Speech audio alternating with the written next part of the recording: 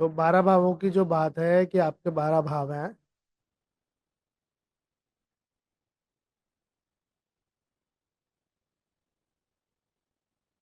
तो जो प्रथम भाव है ये इंडिकेट करता है आपकी हेल्थ से। क्लासिक इसे कहते हैं तनु भाव। तनु मीन्स की तन, या आपकी देह के बारे में बात कर। बट आप इवेंचुअली देखोगे कि फर्स्ट हाउस क्या है ना, आपका सब कुछ बताता है। आप क्या लाइक करोगे, क्या डिसलाइक करोगे, आपका नेचर कैसा होगा, आपको फेम मिलेगी या डीफेम मिलेगी।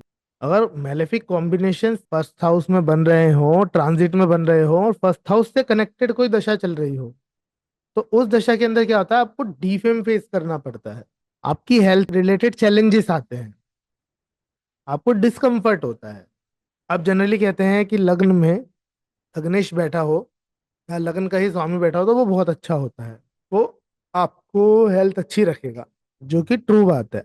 लेकिन देखने में यह आता है, बुक है जातक तत्वम, वो इंडिकेट करती है कि लग्न में जो भी ग्रह बैठेगा, चाहे वो कोई भी ग्रह हो, चाहे वो स्वराशि में बैठा हो, चाहे कितना अच्छा योग बना के बैठा हो, उससे रिलेटेड कुछ ना कुछ चैलेंजेस और उसकी क्वालिटीज आपकी लाइफ में ऑलवेज विजिबल रहेंगी। मतलब नेगेटिव और पॉजिटिव दोनों एट्रीब्यूट उसके आपकी लाइफ में रहेंगे। क्यों? क्योंकि लग्न क्या बताता है वो आप, अब आपके पास क्या है, महर्षि पराशर ने कहा कि जब भी किसी का चार्ट देखो तो आपको सन, मून और लग्ना, इनमें जो स्ट्रॉन्गेस्ट हो उसको एज अ लग्न ट्रीट करके उसके चार्ट को आपको डिस्क्राइब करना है, उसके चार्ट की आपको रीडिंग देनी है। द रीजन इज कि सन जो है ना, वो एक ल्यूमिनरी है, वहां पे से लाइट आती है, वो सोर्स ऑफ लाइट है। Also moon source of light है। एंड लगना क्या है, जब ये संसार अंधेरे में होता है तो सूर्य का जो उदय होता है यहाँ से होता है, लग्न से, ईस्ट डायरेक्शन से। तो यहाँ पे से आपके जीवन के अंदर लाइट आती है। तो लग्न क्या है ना, लग्न ऑल्सो आपके जीवन में लाइट ऐड कर रहा है जिस समय आपका जन्म हुआ। तो इसीलिए यहाँ पे क्या है ना, अशुभ ग्रह ज्यादा अच्छे नहीं है। लग्न को क्या कहा, लग्न को कहा गया विष्णु स्थान है।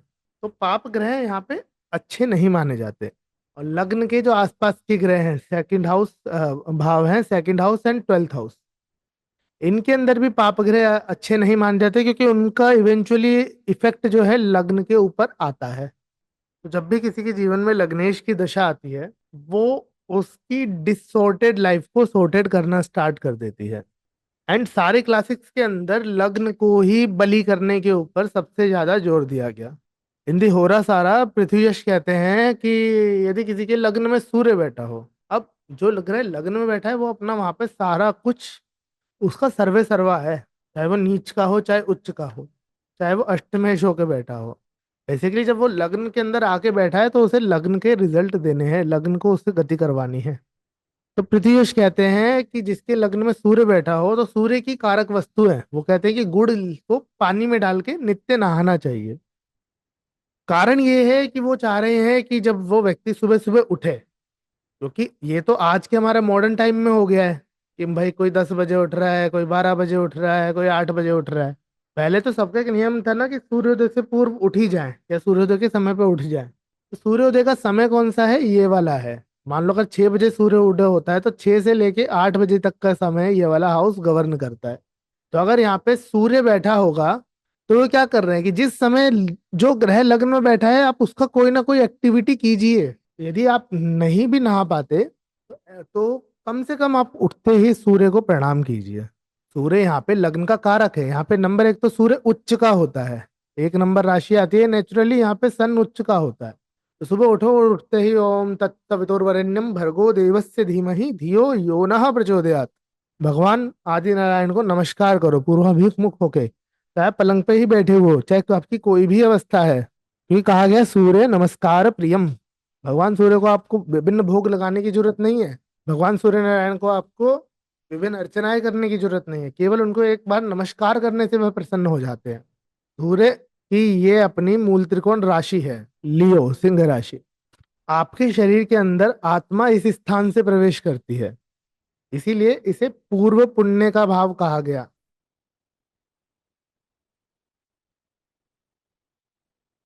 और ये स्थान है जहाँ पे आप शरीर ग्रहण करते हो।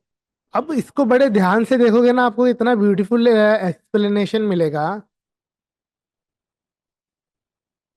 जनरली गर्भ कितने समय ठहरता है?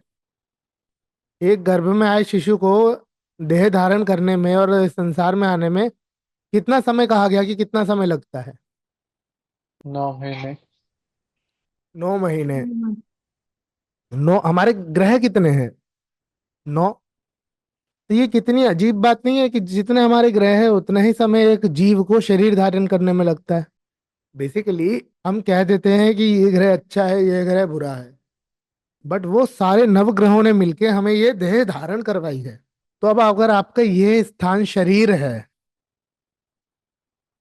और ये स्थान आपकी आत्मा है, और इसी को हम क्या कहते हैं, पंचम भाव को पुत्र भाव कहते हैं ना। किसी के गर्भ धारण का विचार करते हैं हम पंचम भाव से करते हैं। तो अब यहां तक पंचम भाव से लग्न में पहुंचने में कितने घर लगेंगे ये बताओ? एक, दो, तीन, चार, पाँच, छः, सात, आठ है, 9। तो यहां से 9 महीने लगते हैं आपको गर्भ को उसका शरीर बनने में। सोचो वो ऋषि कितने इंटेलिजेंट थे कि उन्होंने केवल बायोलॉजी के रूप में नहीं, उसे स्पिरिचुअलिटी के रूप में भी उसको देखा।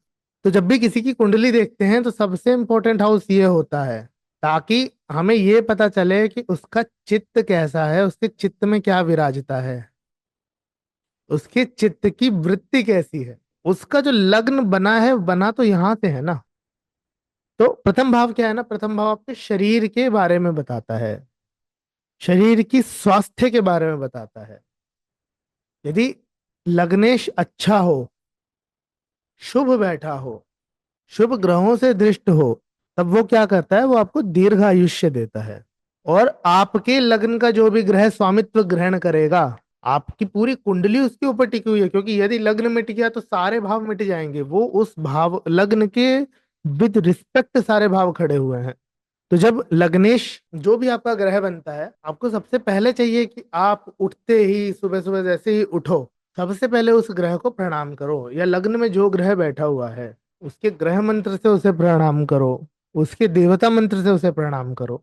ठीक है? या 9 के 9 जो ग्रह है ना, उन नव ग्रहों के गायत्री मंत्र है, ऋग्वेदोक्त गायत्री मंत्र।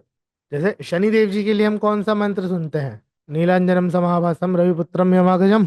ये क्या, ये वेद व्यास जी द्वारा प्रणीत मंत्र है। वेद व्यास जी ने नवग्रह स्तोत्र लिखा, उस नवग्रह स्तोत्र में से ये मंत्र आता है। ठीक है? बट जब हम लग्न आदि की बात करते हैं, तो ये जो 4 केंद्र हैं, इन 4 केंद्रों के अंदर यहाँ पे ऋग्वेद आता है आपका, यहाँ सामवेद आता है, यहाँ यजुर्वेद आता है, और यहाँ अथर्ववेद आता है। तो जब भी लग्न की बात होगी, लग्नोदय की बात होगी, लग्न स्फुट की बात होगी, तो उस समय पे आप ऋग्वेद के मंत्र करोगे तो वो ज्यादा बेनिफिशियल रहेंगे।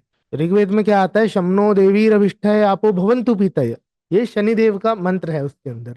तो इस तरह नवग्रहों के जो गायत्री मंत्र हैं, आपका जो भी ग्रह लग्नेश है या जो ग्रह लग्न में बैठा हुआ है, निश्चित रूप से आपको उसका गायत्री मंत्र प्रातः उठते ही प्रातः स्मरण के रूप में करना चाहिए।